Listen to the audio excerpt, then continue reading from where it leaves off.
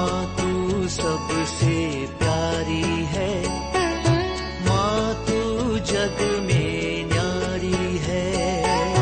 माँ तू सबसे प्यारी है, माँ तू जग में न्यारी है। अपने आंचल में रखना, अपने आंचल में रखना। हमें वरदानों से भरना। माँ तू सबसे प्यारी है, माँ तू जग में न्यारी है। माँ तू सबसे प्यारी है, माँ तू जग में न्यारी है। Mr. Rajan Samuel, a great missionary in Hindi heartland, first class with distinction.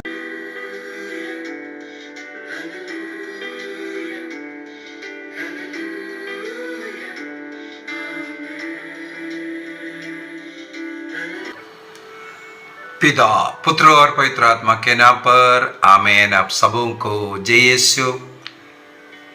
आज का इस क्लास भी थोड़ा सा विशेष क्लास है। मेरा अनुरोध है आप लोग थोड़ा ध्यान से इस बात को सुनेंगे। कैथोलिक चर्च के अंदर जो पाप स्वीकार कन्फेशन होता है, और कन्फेशन के अंत में जब हम लोग हमारे पापों को पुरोहितों को बताया जाता है, पुरोहित वो सुनने के बाद कुछ उपदेश देता है और अंत में पाप के लिए प्रायश्चित करो बोल करके कुछ प्रायश्चित कर्म करने के लिए कुछ सैक्रमेंटल पेनेंस करते हैं। सैक्रमेंटल पेनेंस कुछ ऐसा प्रायश्चित विधि बता करके देता है। तो कुछ ऐसे पाषंडता सुनने के लिए आया। एक तो कैथोलिक चर्च के अंदर पुरोहित से पाप स्वीकार करना ये गलत है, क्योंकि वे लोग भी पापी है। मनुष्य कैसे पाप क्षमा कर सकता? ये तो मार्कुस के सुसमाचार में भी हम लोगों को लिए पढ़ने के लिए मिलता है। मार्कुस का सुसमाचार उसके अध्याय 2 के अंदर हमें मालूम है, जब एक अर्धांग रोगी को 4 लोग एक पलंग पर उठा करके लेके आए, तब ईसा मसीह ने उन लोगों का विश्वास देख करके उस अर्धांग रोगी से कहा, बेटा तुम्हारे पाप क्षमा हो गए। यह सुनने वाले जो फरीसी लोग, शास्त्री लोग जो बैठे हुए थे, वे लोग बोलने लगा, ये तो ईश्वर निंदा कर रहा है। केवल ईश्वर पाप क्षमा कर सकता है, और ये बैठ करके ईश्वर निंदा का कार्य कर रहा है। उस अर्धांग रोगी से कहता है, बेटा तुम्हारा पाप क्षमा हो गया। मार्कुस का सुसमाचार अध्याय 2 वाक्य 7 में ये लिखा हुआ है कि ये ईश निंदा है, क्योंकि मनुष्य पाप क्षमा नहीं कर सकता। ईश्वर के सिवा कौन पाप क्षमा कर सकता है?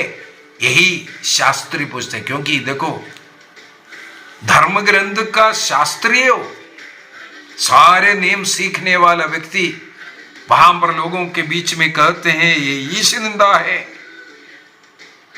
क्योंकि ईश्वर के सिवा कोई पाप क्षमा नहीं कर सकता। बहुत अच्छी बात है। यही बात आज हमारे पुरोहित लोग जो पाप क्षमा करते हैं यही बताते हैं। कैथोलिक कलीसिया का धर्म शिक्षा ग्रंथ कैटेकिज्म ऑफ कैथोलिक चर्च 1441 याद रखना, 1441 1441 याद रखेंगे। वहां पर साफ साफ कैथोलिक चर्च के कैटेकिज्म में लिखा हुआ है, पाप क्षमा केवल ईश्वर कर सकता है। लो, यहां पर शास्त्री जो बात बोला है वही कैथोलिक चर्च भी सिखाते हैं। 1441 में कैटेकिज्म 1441 में कैथोलिक चर्च भी सिखाता है, पाप क्षमा केवल ईश्वर कर सकता है। फिर पुरोहित के पास क्यों जा रहा है? और पुरोहित जो प्रायश्चित विधि, मेरा ये आज का क्लास का मुख्य कारण वही है, वही टिप्पणी। जब ईसा मसीह ने कलवारी बलि के द्वारा हमारे सारे पापों का प्रायश्चित कर चुका है, तो एक पापी व्यक्ति जब कन्फेशन कर रहा है, उसके लिए बोल रहा है तुम ये प्रायश्चित विधि कर लो। वहां पर प्रायश्चित विधि केवल एक सैक्रमेंटल पेनेंस दे रहा है, जो सैक्रमेंट के तरीके से किस प्रकार प्रायश्चित करना है उसी विधि को करवा रहा है। लेकिन कैटेकिज्म के अंदर साफ साफ बोल करके दे रहा है, कैटेकिज्म 1460 1460 के अंदर जिस प्रकार एक व्यक्ति ने पाप किया उसके अनुसार उसको पेनेंस देना करके एक नियम है। इसलिए मैंने बोला ध्यान से सुनना। मैंने अगर चोरी किया है उसी के अनुसार मेरे को प्रायश्चित करवाना मेरे से। मैंने अगर व्यभिचार किया है, मैंने मारपिटाई किया है, जो पाप मैंने किया उसके अनुसार मेरा प्रायश्चित होना है करके कैटेकिज्म 1460 बताते हैं। क्या इसका ये मतलब ईसा मसीह का क्रूस मृत्यु पूरा नहीं हुआ, मेरे पापों का प्रायश्चित नहीं किया, इसलिए कैटेकिज्म 1460 1460 क्यों ऐसा कहते हैं? जो पुरोहित द्वारा देने वाला सैक्रमेंटल पेनेंस भी पाप के अनुसार हो, लेकिन कोई पुरोहित ऐसा नहीं दे सकता है। लेकिन हमें इसलिए जानकारी होना चाहिए, मैंने जो जो पाप स्वीकार किया क्या उन पापों के अनुसार मैंने प्रायश्चित किया है कि नहीं। ये नहीं सोचना ईसा मसीह ने मेरे क्रूस बलि के द्वारा मेरे पापों का पूरा प्रायश्चित कर दिया है करके, ये एक गलत धारणा। ईसा मसीह ने जो कार्य किया है वो पूर्ण है, 100% पूर्ण है। लेकिन कितना तक, कहां तक, किसके लिए पूर्ण है ये भी समझने की जरूरत है। उदाहरण के लिए मैंने कोई आत्ममारू पाप किया, उस पाप के कारण मैं नरक दंड के योग्य बन गया। ध्यान यहां आपका होना चाहिए, मेरा पाप के कारण मैं नरक दंड के योग्य बन गया। चाहे कोई भी ऐसा आत्ममारू पाप किया हो। आत्ममारू पाप का क्या अर्थ है? वो पाप का तीव्रता और मेरा नॉलेज के अनुसार मैंने किया है, मेरे सहमति से मैंने किया है। मेरे को मालूम था है आत्ममारू पाप है और मैंने सहमति दिया है, और वो एक घोर पाप है, सीरियस पाप है, तब वो पाप को हम लोग आत्ममारू पाप कहते। वो चोरी भी हो सकता है, कोई भी पाप, इसका मतलब आत्ममारू पाप हो सकता है, तीव्र स्वभाव का और मेरे जानकारी, मेरी इच्छा के अनुसार, और मुझे मालूम था ये पाप है। तो ये तीनों शर्त पूरा होता है तो वो एक आत्ममारू पाप हुआ। उस आत्ममारू पाप का मतलब हो गया इस पाप करने के बाद मैं नरक जाऊंगा, मेरे लिए स्वर्ग नहीं है। पाप के कारण मैं नरक के योग्य बन गया। हरेक बपतिस्मा प्राप्त व्यक्ति पवित्र जीवन जीना चाहिए, कोई पाप नहीं करना चाहिए था। लेकिन हरेक मनुष्य, हम पापी है, हम बलहीन है, बार बार पाप कर सकता है। तो इस प्रकार का पाप करने के बाद इसका मतलब सब लोग कहां जाएगा? नरक जाएगा। अब ईसा मसीह के क्रूस बलि के द्वारा हमें वो पाप मुक्ति मिल गया है, हमें नरक दंड से प्रभु बचाता है। जब मैंने बपतिस्मा ग्रहण किया, वहां से शुरू करना पड़ेगा। जब मैं विश्वास कर ईसा मसीह में विश्वास करते हुए प्रभु ने मेरे लिए क्रूस पर मरकर मुझे मुक्ति दिया, ये क्रिस्त में विश्वास करते हुए मैंने बपतिस्मा ग्रहण किया, तब उस समय तक का मेरा जन्म पाप, मेरा कर्म पाप, सब कुछ बपतिस्मा के द्वारा मिट गया और ईसा मसीह के क्रूस मृत्यु के पुण्य फलों के द्वारा मुझे नरक दंड से कहां उठा करके रख दिया? स्वर्ग राज्य के योग्य बनाया, वो बपतिस्मा। इसके बाद मुझे कोई पाप नहीं करना चाहिए।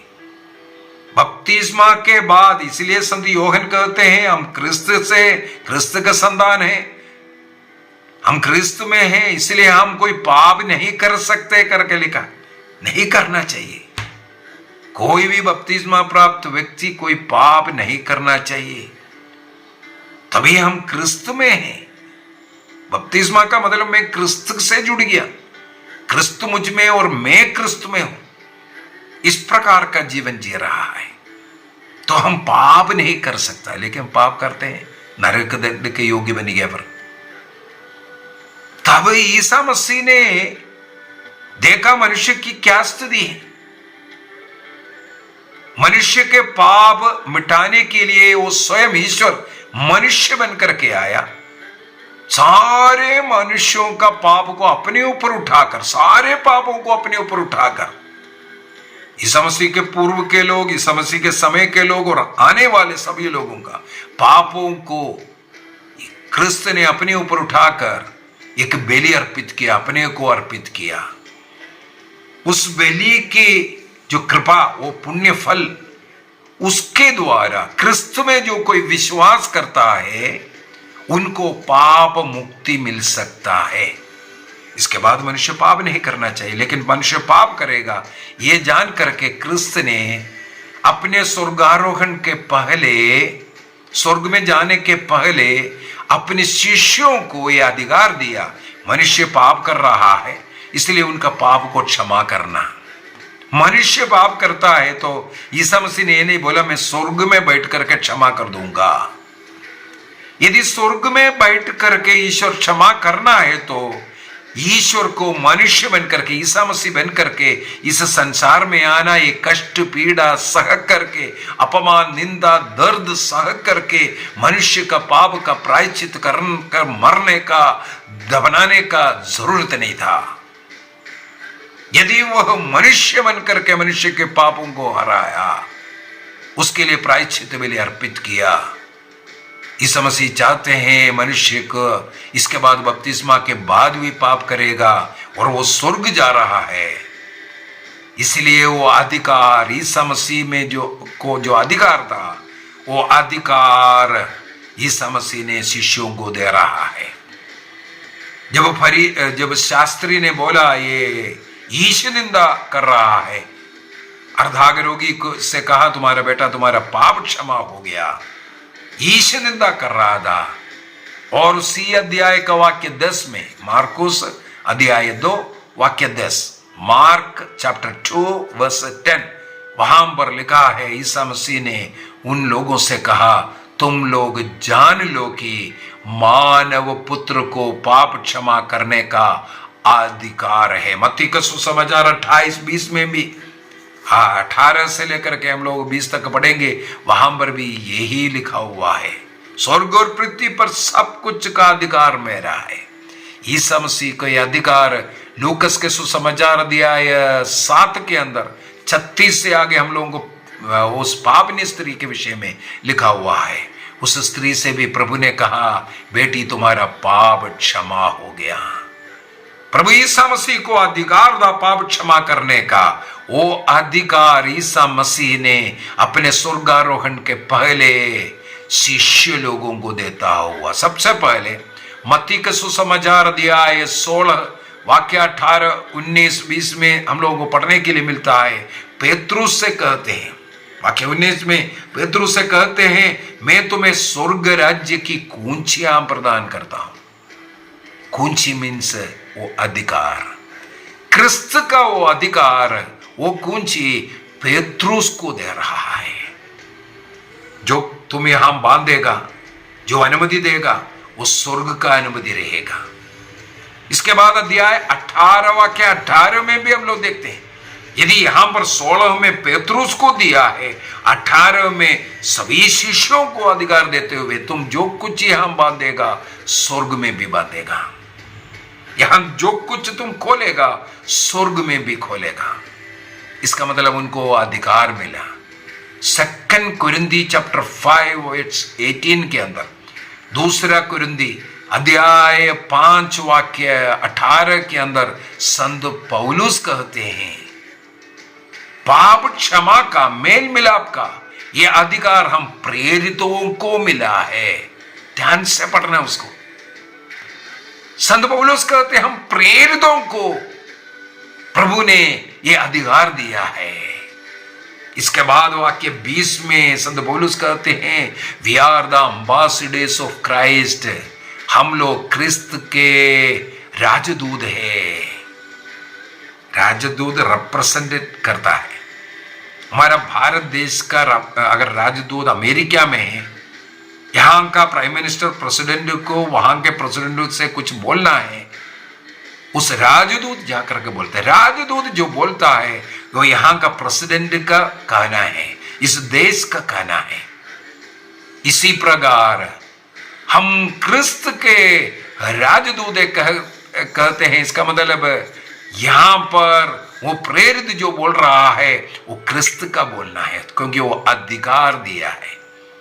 लूकस के सुसमाचार के अंदर हम लोगों को यह भी पढ़ने के लिए मिलता है, क्रिस्त ने कहा, पेतरुस के लिए प्रार्थना कर रहा है और बोल रहे शैतान को अधिकार मिला है तुम लोगों को सब बर्बाद करने का, लेकिन मैंने तुम्हारे लिए प्रार्थना की। किसके लिए? पेतरुस के लिए प्रार्थना किया, ताकि तुम्हें शक्ति मिले, सामर्थ्य मिले, तुम वापस लौट करके अपने अन्य भाइयों को भी संभालोगे। देखो, पेतरुस के लिए प्रार्थना करता हुआ। और योहन के सुसमाचार अध्याय 21 वाक्य 15, 16, 17 3 जगहों पर बार बार प्रभु उनसे पूछते हैं, क्या तुम मुझे प्यार करते हो? हाँ प्रभु। जवाब में बोल रहे, तुम मेरे भेड़ों को चराओ, मेरे मेमनों को चराओ। सच्चा गडरिया यीशु क्रिस्त अपने इन प्रेरितों को मेमनों को चराने का, भेड़ों को चराने का अधिकार दे रहा है। इसका मतलब क्रिस्त ईश्वर मनुष्य बनकर के आया, उनके स्वर्गारोहण के पूर्व में वो अधिकार शिष्य लोगों को दिया। आज पेतरुस का उत्तराधिकारी संत लियो 14वें के हाथ में वो अधिकार है। पोप वो अधिकार अपने कार्डिनल्स, अपने बिशप्स को दिया जाता है और बिशप के द्वारा पुरोहित को अधिकार मिलता है। आपको मालूम होना चाहिए, एक पुरोहित जब अपना पुरोहित अभिषेक लेते हैं, उस समय पर उनको वो अधिकार लिखित में देते हैं, लिखित में देते हैं। हर वर्ष उसका रिन्यूअल भी होता है। लिखित में दिया हुआ वो अधिकार है, क्रिस्त से मिला हुआ अधिकार आज हर एक प्रीस्ट को अधिकार दिया हुआ है। इसका मतलब प्रीस्ट नहीं बल्कि वो अधिकार। इसलिए प्रीस्ट को देखने की जरूरत नहीं, वो कितना पापी है, वो दारू पीने वाला, वो व्यभिचारी है, पता नहीं क्या क्या नहीं उनके ऊपर आरोपण हो रहा है, उस पर देखने की जरूरत नहीं। उनको अधिकार मिला है कि नहीं वो देख लो। वे कन्फेशनल में पाप स्वीकार करने के सुनने के लिए इसलिए बैठा हुआ है, उस अधिकार के साथ वो अधिकार प्राप्त है। उनको क्रिस्त से मिला हुआ, कलीसिया से मिला हुआ उस अधिकार के साथ जब वो पाप क्षमा करेगा, योहन का सुसमाचार उसके अध्याय 20 वाक्य 20 से हम लोग पढ़ेंगे, ईसा मसीह पुनर्जीवित तो प्रभु शिष्यों के पास आकर के कहते तुम्हें शांति मिले। इसके बाद कहते जिस प्रकार पिता ने मुझे भेजा, किस लिए भेजा? मानव जाति के पापों को हराने के लिए, पाप क्षमा करने के लिए। जिस प्रकार मेरे पिता ने मुझे भेजा उसी प्रकार मैं तुम्हें भेजता हूं। इसलिए उन्हें अपोस्टल कहते हैं, भेजा गए लोग। इसलिए हम लोग उसको अपोस्टल्स कहते हैं, प्रेरित लोग कहते हैं, क्योंकि उन्हें प्रेरित किया गया, भेजा गया है। इसके बाद कहते हैं, तुम जिन लोगों का पाप क्षमा करोगे वे पाप से मुक्ति प्राप्त करेंगे। मुक्ति, पाप मुक्ति। जब पुरोहित लोग पाप क्षमा करेगा तब प्रभु ने नहीं कहा तुम मेरे से क्षमा मांगना, मैं तुम्हें क्षमा दूंगा। अभी एक और बात मैं कई बार कन्फेशन के क्लास के अंदर बोल करके दिया है, एक व्यक्ति जब वो पाप करता है तो वो 3 जगहों पर पाप क्षमा मांगना है। सबसे पहले हर एक पाप ईश्वर के विरुद्ध है, इसलिए सबसे पहले ईश्वर से माफी मांगना है। जैसे उड़ाव पुत्र ने कहा मैं तेरे पुत्र कहलाने योग्य नहीं हूं, इस प्रकार प्रभु से माफी मांगना है। सेकंड, हर एक पाप किसी व्यक्ति की या कलीसिया के विरुद्ध है, वहां पर भी एक दूरी सृष्टि किया गया है। वो पाप हमें कलीसिया से दूर कर रहा है, किसी व्यक्ति से हमें दूर कर रहा है, किसी व्यक्ति के विरोध में हम वो पाप कर रहा है। जिनको भी हमने इस प्रकार पाप कर दुख दिया, नुकसान पहुंचाया, उनसे हमें माफी मांगने की जरूरत है। अभी तीसरा, ये देखो माफी यहां सब मांगा, अभी वो पाप से क्षमा मिलने के लिए, मुक्ति मिलने के लिए उन पापों को एक पुरोहित को बोलना जरूरी है। 3 जगह ईश्वर से क्षमा मांगा, जिसके विरुद्ध में किया उससे क्षमा मांगा, और एक पुरोहित से क्षमा मांगा। आखिर में पुरोहित उनको जो अधिकार मिला, उस अधिकार के साथ हमारा पाप क्षमा करता है, हमें मुक्ति मिलता है। इसका मतलब पाप क्षमा के लिए पुरोहित के पास बोलना जरूरी है। ये गलत नहीं है, यही बाइबल सिखाता है, यही बाइबल सिखाता है। आदिम कलीसिया से यही चलता आ रहा है। प्रेरित चरित्र अध्याय 19 वाक्य 18-19 में भी हम लोग ये पढ़ सकता है। लोग उस जमाने में कलीसिया के सामने आकर के अपने पापों को स्वीकार करता था, ये तरीका था। 6वीं 7वीं सदी में आकर के अभी जो प्राइवेट कन्फेशन, पुरोहितों के कान में जाकर के चुपचाप जो बोलने वाला, ये तरीका आगे चल करके 7वीं सदी आकर के शुरू किया गया। उससे पहले मनुष्य को जीवन में एक ही बार मौका मिलता था पाप स्वीकार करने के लिए, इसके बाद अच्छा जीवन जीना है, और वो भी पब्लिक के सामने, कलीसिया के सामने पुरोहित खड़े रहेगा, लोगों के सामने अपने पापों को स्वीकार करना है। इसके बाद ऐसा ऐसा दंड देता था, पाप के अनुसार बड़े बड़े दंड, कभी कभी 1-1 साल मुझे पढ़ने के लिए मिला, वो दंड प्रायश्चित करता रहना है। लेकिन आज बिल्कुल सरल बनाया ताकि लोग अपने पापों को क्षमा याचना करता रहे, पाप से दूर रहे। तो ये पाप हमें स्वीकार करना जरूरी है। याकूब का पत्र देखो, एक प्रेरित अपने पत्र में लिख रहा, अध्याय 5 के अंदर लिख करके बता रहा है, यदि किसी ने पाप किया है एक दूसरे के सामने स्वीकार कर लो। एक दूसरे के सामने स्वीकार करना है, ये एक प्रेरित संत याकूब स्वयं बता करके दे रहा है। तो हमें पाप स्वीकार करना है, उसमें कोई डाउट नहीं है, बाइबल ये सिखाता है। अभी सेकंड मुख्य पॉइंट ये है, प्रायश्चित की क्या जरूरत है। ईसा मसीह ने जब प्रायश्चित कर दिया तो क्यों प्रायश्चित मनुष्य को करना, उसका भी उत्तर कोलोसियों का पत्र अध्याय 1 वाक्य 24 के अंदर एक बहुत ही सुंदर उत्तर हमें मिलेगा। संत पौलुस कोलोसियों को लिखते हुए कहते हैं, संत पौलुस कोलोसियों को लिखते हुए कहते हैं, इस समय मैं आप लोगों के लिए जो कष्ट पाता हूं उसके कारण प्रसन्न हूं। मसीह ने अपने शरीर अर्थात कलीसिया के लिए जो दुख भोगा, ईसा मसीह ने मानव जाति का पापों को अपने ऊपर उठाकर जो दुख कष्ट पीड़ा जो कलवारी में 3 किलो की सहारे आकाश व पृथ्वी के बीचों में लड़कते हुए 6 घंटों तक यो यातनाएं सहा, और उससे पहले जो कोड़े मारने के कारण, क्रूस उठा कर जाने का कारण, मुंह पर थूकना, थप्पड़ मारना, जो कुछ उन्हें पीड़ा अपने शरीर में सहन करना पड़ा, जिसके लिए, किसके लिए? हमें मुक्ति देने के लिए। इसके बाद संत पौलुस क्या कहते हैं? कलीसिया के लिए जो दुख भोगा उसमें जो कमी रह गई है मैं उसे अपने शरीर में पूरा करता हूं।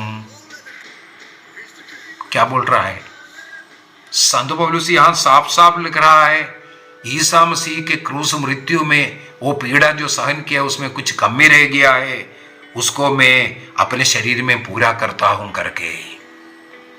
क्या कमी रह गया है? क्या कमी रह गया है? अभी यहां ये जो प्रायश्चित विधि के द्वारा हम कैसे वो कमी को पूरा करता है, इसी को मैं आपको बताकर दे रहा हूं, थोड़ा ध्यान से सुनना। मान लो मैंने किसी व्यक्ति का 1000 रुपया चोरी किया, बाद में मुझे दुख लगा, मैं जाकर के पुरोहित से बोला, फादर जी मैंने 1000 रुपया चोरी किया है।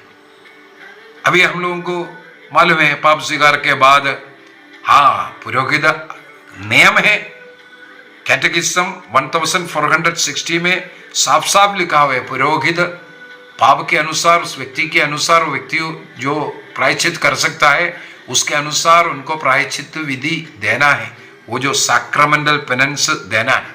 लेकिन कोई भी पुरोहित इस प्रकार दे नहीं सकते, क्योंकि हम लोग अनेकों पापों को बोलता है, सबों को याद कर उसके अनुसार एक एक के लिए ये करना, ये एक प्रैक्टिकल साइड नहीं है। इसलिए एक टोकन, एक कुछ प्रार्थना ये करो, ये कर लो, ऐसा कर करके बोलते। कोई फादर लोग अगर तूने चोरी किया उसको लौटाने का ये सब बता करके भी देता है, ऐसी बात नहीं। तो नियम के अनुसार क्या है, अभी पुराने विधान में जाना पड़ेगा।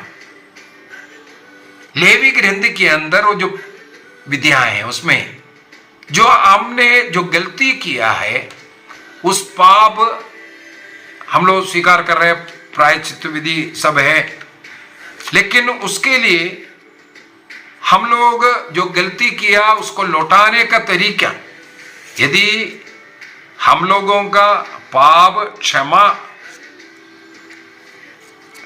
के लिए हम लोग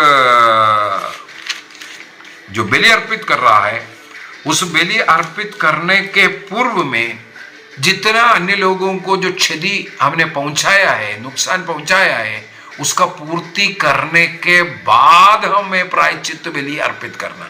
इसका मतलब सबसे पहले क्या करना है, क्षतिपूर्ति बलि को अर्पित करो। क्षतिपूर्ति बलि क्या है? दूसरे का मैंने 1000 रुपया चोरी किया है, अभी क्षतिपूर्ति बलि अर्पित करने के लिए नियम ऐसा बनाया, आप उस बलि अर्पित करने के पूर्व में एक जो उसका 1/5 पोर्शन, हिंदी में क्या बोलेगा, 1/5 मतलब एक हिस्सा का को उसको 5 भागों में डिवाइड करेंगे। मतलब 1000 है तो 200, उसमें 200 रुपया और ऐड करके उस 1200 रुपया लौटाना।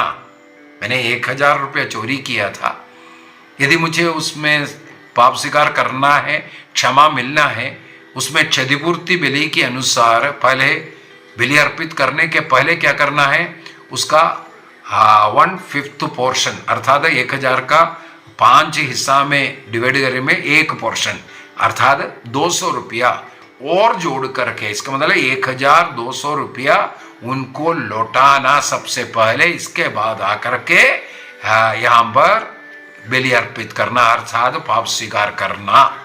नियम देखो, नियम एक्चुअली यही है। इसलिए अगर किसी को नुकसान पहुंचाया है, 3 गुना उसको लौटाने का एक और नियम है, लेकिन सक्केउस कहते हैं मैं 4 गुना लौटा दूंगा, मैं 4 गुना लौटा दूंगा। इसका मतलब हमने गलती किया, किसी को कोई किसी भी प्रकार का नुकसान पहुंचाया, हमें उनसे भी मेल मिलाप करना है। ईश्वर से मेल मिलाप करना, क्षमा मांगना, एक दूसरे से क्षमा मांगना, इसके बाद जाकर के पुरोहित से बोलना मैंने ऐसा गलती किया, मैंने ऐसा पाप किया, इसको ही सही कन्फेशन बोलते हैं। अभी पुरोहित वहां पर हमें इसके बाद एक सैक्रमेंटल पेनेंस देता है कि पिता हमारा बोल दो, क्योंकि हमने पहले क्या किया है, 1200 रुपया लौटा करके आया, उसके इंटरेस्ट सहित सूद सहित उनको लौटाया, इसके बाद आकर के उस पाप के लिए पाप स्वीकार कर रहा है। मैंने लौटाया बोल करके पाप स्वीकार नहीं करेंगे, ये एक गलत है। मैं चोरी किया, मैंने पाप किया और मैंने निर्णय किया कितना देना क्या है और वो दे दिया, मैं शुद्ध हो गया, इसका मतलब पाप ही कर रहे हैं, स्वयं भी शुद्ध कर रहे हैं। ये तो तरीका न्याय का सही तरीका नहीं है, जजमेंट सही नहीं है। इसलिए ईसा मसीह ने एक सिस्टम यहां बनाया, हमारे गलती उसका प्रायश्चित भी करना है, प्लस हमें क्या करना है, उसको स्वीकार करना है। पाप स्वीकार करने के द्वारा हमें नरक दंड से मुक्ति मिलता है। अभी यहां एक और टीचिंग, ध्यान से इधर और ध्यान देना। पाप स्वीकार करने के द्वारा उस पुरोहित से हम पाप क्षमा मांगा और पुरोहित का आशीर्वाद के द्वारा हमारा वो पाप पूर्ण रूप से क्षमा हो गया, पूर्ण रूप से क्षमा हो गया, हमें नरक दंड से बचाया। मान लो मैं वो 1000 रुपया अपने पॉकेट में डाल करके पाप स्वीकार किया, किसी को जो नुकसान पहुंचा, किसी को गाली दिया, कुछ भी किया है, मैंने उसका प्रायश्चित नहीं किया था। बोलेगा ईसा मसीह उसका प्रायश्चित कर दिया। ईसा मसीह के प्रायश्चित के कारण पुरोहित ने मेरा जब पाप क्षमा किया, ईसा मसीह के प्रायश्चित के कारण मुझे नरक दंड से बचाया। हेलो, ध्यान से सुनना इधर। ईसा मसीह ने जो कलवारी बलि में जो अपना प्राण अर्पित कर हमें बचाया, इस कारण मुझे पुरोहित में के आशीर्वाद के द्वारा मुझे नरक दंड से बचाया। इसका यह मतलब नहीं है मुझे स्वर्ग मिल गया। क्यों नहीं स्वर्ग मिला? क्योंकि मैंने जो चोरी किया वो जिसको मैंने नुकसान पहुंचाया उसके पास नहीं पहुंचाया। उसको ही बोलता है पाप स्वीकार के बाद या उससे पहले वो प्रायश्चित विधि करना जरूरी है। ईसा मसीह के क्रूस बलि हमें नरक से बचाया, अनंत आग से हमें बचाया। लेकिन एक कालिक दंड बोलते हैं उसको, टेम्परल पनिशमेंट। जब तक वो लौटाएंगे नहीं, अपने पड़ोसी के साथ हम मेल नहीं करेंगे, जब तक हम नफरत का जीवन जी रहा है, घृणा का जीवन जी रहा है, झगड़ा का जीवन बंद नहीं कर रहा है और जो पाप किया उसके अनुसार प्रायश्चित नहीं हो रहा है, हमें यहां पर काली की दंड मिलेगा। या मृत्यु के बाद उन व्यक्तियों का वो दंड जारी रहेगा। वो स्वर्ग में तब तक प्रवेश नहीं करेगा जब तक उसके लिए उस दंड भुगत करके प्यूरिफाई नहीं होगा। इसलिए उस प्यूरिफिकेशन को हम लोग शोधक अग्नि कहते हैं, पर्गट्री कहते हैं। किन के लिए है? जो लोग अपने पापों के लिए उचित प्रायश्चित नहीं किया। पाप में जो मर गया है वो नरक में जाएगा, लेकिन पाप के लिए पश्चाताप किया, पाप मुक्ति जिन्हें मिला, लेकिन जिनका प्रॉपर प्रायश्चित नहीं हुआ, ये जो काली के दंड रह जाता है। इसलिए शोधक अग्नि का विषय में सिखाते हैं। तो ईसा मसीह का क्रूस मृत्यु के द्वारा, उसके पुण्य बलों के द्वारा हमारा पाप क्षमा जरूर मिला, लेकिन जिनका नुकसान, उदाहरण के लिए अगर बोलेगा ईसा मसीह ने, अभी इधर संत पौलुस भी कोलोसियों को लिख रहा है, क्रिस्त ने अपने शरीर में अर्थात कलीसिया के लिए जो कष्ट झेला, उसमें जो कमी पड़ी गया, वो कमी क्या है? वो कमी यही है, मैंने जो चोरी किया था, मैंने पाप स्वीकार किया और उसको क्षमा मिल गया, लेकिन ईसा मसीह ने जो दंड भुगता है उसके कारण उनका वो जो 1000 रुपया का नुकसान मैंने किया उनके पॉकेट में वापस नहीं पहुंचा, उनके पॉकेट में वापस नहीं पहुंचा। उसको पहुंचाने का कार्य मेरा है, इसलिए उसको काली के दंड कहते हैं। इससे ज्यादा क्या समझाना है। तो जो लोग इस प्रकार के बातें जो सिखा रहा है ये गलत है। क्यों हमें पेनेंस करना है? उसका एक बहुत ही सुंदर फोर-टायर बेनिफिट बोलते हैं उसको, फोर-टायर बेनिफिट। सबसे पहला फर्स्ट दर्जा का, जब हम जिसके विरुद्ध में नुकसान पहुंचाया उसका जो प्रायश्चित, प्रॉपर प्रायश्चित करेंगे, तभी वहां एक न्याय स्थापित होता है। उदाहरण के लिए मैंने किसी को नुकसान पहुंचाया, जाकर के पाप स्वीकार किया और क्षमा मिल गया, उनके साथ अन्याय चल रहा है अभी भी। यहां पर न्याय स्थापित नहीं किया, न्याय स्थापित करना है। उस न्याय स्थापित करने के लिए मुझे भी उसके लिए कार्य करना है। इसलिए सख्यूस ने कहा मैं चौगुने लौटाऊंगा, आधा जो संपत्ति है, आधी संपत्ति गरीबों में बांट दूंगा। ईसा मसीह ने कहा कोई जरूरत नहीं है, तुम्हें देने की जरूरत नहीं है, तुम्हारा पाप क्षमा हो गया क्योंकि तुमने पाप स्वीकार किया। नहीं, जब उनसे कहा मैं चौगुना लौटा दूंगा जितने मैंने बेईमानी किया है, और गरीबों को आधी संपत्ति दूंगा, क्योंकि उनके जो संपत्ति है वो पूरा इस प्रकार का संपत्ति है। इसलिए आधी संपत्ति, गलत संपत्ति लौटाने का, गरीबों में देने का जब निर्णय किया, तब बोला आज इस घर में मुक्ति आया। प्रायश्चित किया तब मुक्ति आया बोला। इसलिए हमें प्रायश्चित करना जरूरी है। ये जो शिक्षा लोगों को देकर के जो कैथोलिक चर्च के खिलाफ बोलने के लिए और लोगों को पाप स्वीकार करने से मना करना और प्रायश्चित विशेष रूप से करने की जरूरत नहीं, ख्रिस्त ने सब कुछ किया, ये बोलना। इसलिए कोलोसियों का पत्र दिया 1:24-10 बार पढ़ो इसको। प्रायश्चित करना है तभी हो सकता है। कैथोलिक कलीसिया का धर्म शिक्षा ग्रंथ 1442।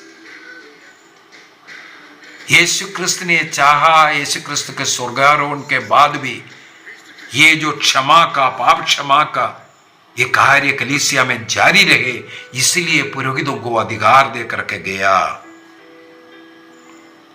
1461 के अंदर, 1461 के अंदर क्रिस्त ने प्रेरितों को जो अधिकार दिया, प्रेरितों से फिर वो बिशप को मिल रहा है, बिशप से पुरोहितों को मिल रहा है। उस जमाने में भी प्रेरित लोगों ने जगह जगह जहां कहीं भी सुसमाचार सुनाया, वहां का छोटा कलीसिया का एक अध्यक्ष को नियुक्त किया, बिशप, उसी का नाम है बिशप। तो इस प्रकार वो दिया गया, उसी को आज भी जारी है। 1484 में 1484 के अंदर लिखा है, जितने भी गंभीर पाप करते हैं हम लोग, आत्ममारू पाप, उसके लिए हमें क्षमा मांगना है। व्यक्ति जो गलती किया है, उस व्यक्ति एक पुरोहित के पास जाकर के एक पाप स्वीकार कर उस पाप को त्यागना, पहले पश्चाताप होना चाहिए, हमेशा के लिए पाप को त्यागने का निर्णय करना चाहिए। वो कन्फेशन का स्टेप है, 5 स्टेप्स हम लोग जो सिखाते हैं। इसके बाद पापों को बोलना और उसके अनुसार प्रायश्चित करना जरूरी है। संत अगस्टिन हो, संत कार्तेज के सिप्रियान हो, जॉन क्रिसोस्टम, संत अम्ब्रोस, संत ओरिजिन, तर्तुलियन, सबके डॉक्यूमेंट में मेरे को बहुत पढ़ने के लिए मिला है। इवन प्रेरितों ने एक नियमावली बनाया जिसको डिडाके कहते। डिडाके आदिम कलीसिया का मतलब 1st सेंचुरी में जो प्रेरितों के समय पर लिखा गया नियमावली है, डिडाके। उसके अंदर भी नियम है पाप स्वीकार करना, और प्रेरित अध्याय 19 के अंदर हम लोग देख रहे हैं पाप स्वीकार कर रहा है, उसका प्रायश्चित भी कर रहा है वे लोग। ईसा मसीह ने जो बलि अर्पित किया वो संपूर्ण है, पूर्ण है। इस कारण, उस बलिदान के कारण आज हमें स्वर्ग के योग्य, हमें मुक्ति मिल रहा है। तो इन संस्कार, उस क्रूस मृत्यु में प्रभु ने जो कृपाएं कमाया है उसी को बांटने का, इसका मतलब उसका पूर्णता अब हो रहा है। भोजन बना करके प्लेट में रखा हुआ है, हमारा पेट नहीं भर सकता है। क्या करना पड़ेगा? उसको खाने की जरूरत है। खाएगा तो हमारे पेट भरेगा, हमें शक्ति मिलेगा। ईसा मसीह ने क्रूस बलि के द्वारा कृपाओं को, अनुग्रहों को कमा कर रखा है, भंडार है वो। लेकिन उसको हमें खाना है, उसको ग्रहण करना कैसे? एक अच्छा पाप स्वीकार करते हुए, पापों के अनुसार प्रायश्चित करते हुए उन कृपाओं को हमें पाना है। ईसा मसीह मेरे लिए मर गया बोल करके बैठना, इसका मतलब खाना तैयार है उधर, वो बर्तन में है, आपके पेट में नहीं गया। आपके पेट में जाने के लिए आपको पुरोहित के पास जाकर के पापों को स्वीकार करना जरूरी है। मुंह से ये बोलने से नहीं हो सकता। इसके बाद पाप स्वीकार हमें यदि अनंत दंड से बचाता है, इटर्नल पनिशमेंट, नरक से बचाता है, ये जो टेम्परल पनिशमेंट, अस्थाई जो दंड है, उससे बचाने के लिए हमें प्रायश्चित विधि करना जरूरी है।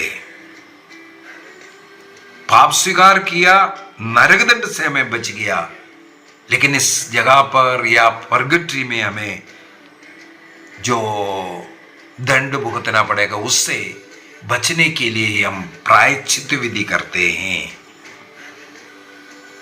जो हम दूसरों को नुकसान पहुंचाए, हम अपने को नुकसान पहुंचाए, कलीसिया का पहुंचाए, उसको भरपूर करना। उसका ये अच्छा एग्जाम्पल बाइबल के अंदर ही है ना। मुझे दाऊद का घटना याद आ रहा है। सामुएल का दूसरा ग्रंथ अध्याय 12 के अंदर हमें मालूम है, दाऊद ने बत्सबा के साथ व्यभिचार किया। ईश्वर ने नाथान को भेजते हैं, नबी को भेजते हैं। नाथान उनको पाप समझाते हैं, क्योंकि राजा सोचते हैं मैंने गलती किया, कोई देखा नहीं है, उनका व्यभिचार कोई नहीं देखा है, और मेरा अधिकार है, मेरा प्रजा है, प्रजा के साथ हुआ। ऐसा ऐसा सोच करके बैठा था। नाथान नबी आकर के उनको समझाया। तब स्तोत्र 51 साम 51 छाती पीट करके दाऊद रोता है कि मैं मां के गर्भ से पापी हूं, मेरे जन्म से मैं पापी हूं। ऐसा बोल करके वो रो रो करके अपने पापों को स्वीकार करते हैं। ईश्वर नाथान नबी के द्वारा कहा, बेटा तुम्हारा पाप क्षमा हो गया। देखो पुरोहित, हम लोग पाप स्वीकार करते हैं तो हमसे भी यही करते हैं, जैसे नाथान नबी ने कहा, ईश्वर नाथान के द्वारा कहा तुम्हारा पाप क्षमा हो गया। अगला शब्द क्या कहते हैं?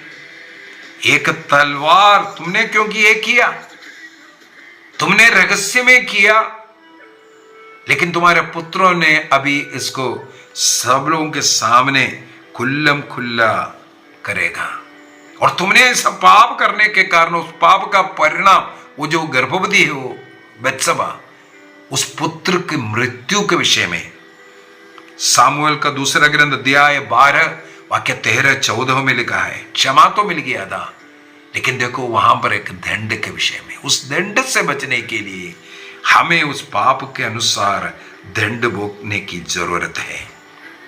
यदि गणना ग्रंथ अध्याय 20 को पढ़ेंगे, वहां पर मूसा और हारून प्रभु पर, लोगों के सामने, इसराइल के सामने प्रभु का उतना श्रद्धा, वो कितना पवित्र है उसके अनुसार वो कार्य नहीं किया। जहां पानी की जरूरत था, ईश्वर ने बोला वहां जाकर के चट्टान से कहो मेरे लिए पानी दे दो।